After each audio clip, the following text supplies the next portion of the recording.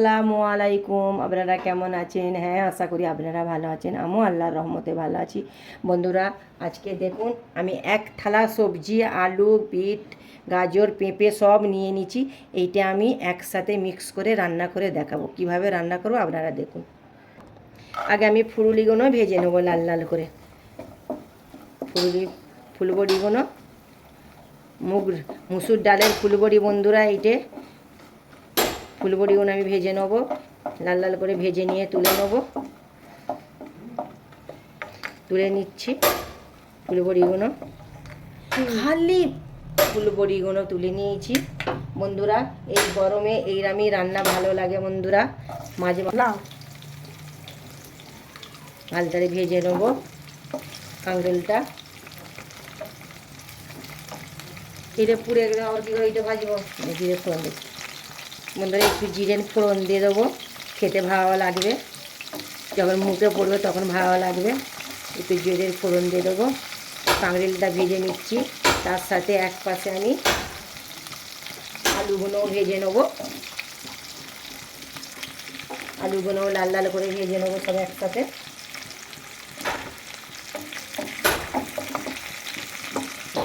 বন্ধুরা আমি দেখুন সব আমি সামান্য করে ভেজে নেবো।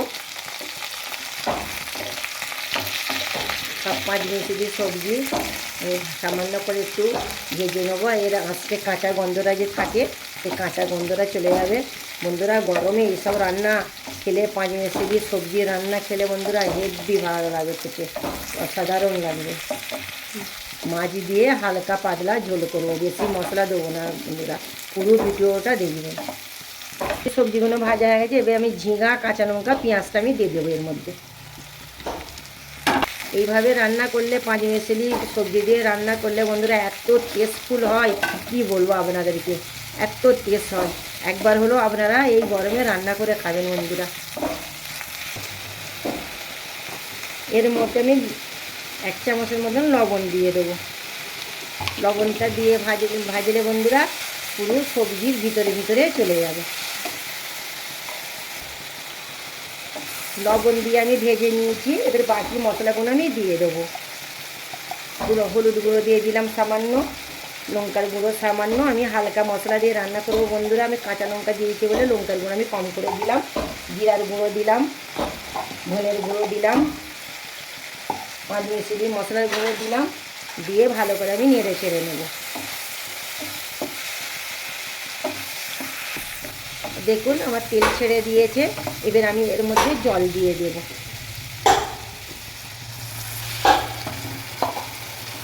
ভালো করে নেড়ে ছেড়ে নেবো। আর একটু জল দিয়ে দেবো। ভালো করে নেড়ে ছেড়ে নিয়ে আমি ঢাকনাটা লাগিয়ে দেব। একবার দেখবো ঢাকনা খুলে, ভালো করে আমি নেড়ে ছেড়ে নেবো। মাছগুলো দিয়ে দেবো, ভাজা মাছ দিয়ে ভালো করে আমি নেড়ে নেবো।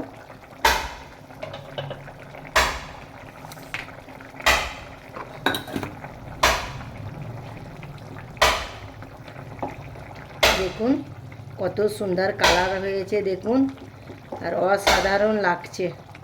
এই 5 মিনিটের সবজি দিয়ে রান্না করলে এত টেস্টফুল হয়, কি বলবো আপনাদেরকে। আপনারা একবার হলেও রান্না করে খাবেন। আর একবার আমি ঢাকনা লাগিয়ে দেবো, বড়িগুলো আমি দিয়ে দেব।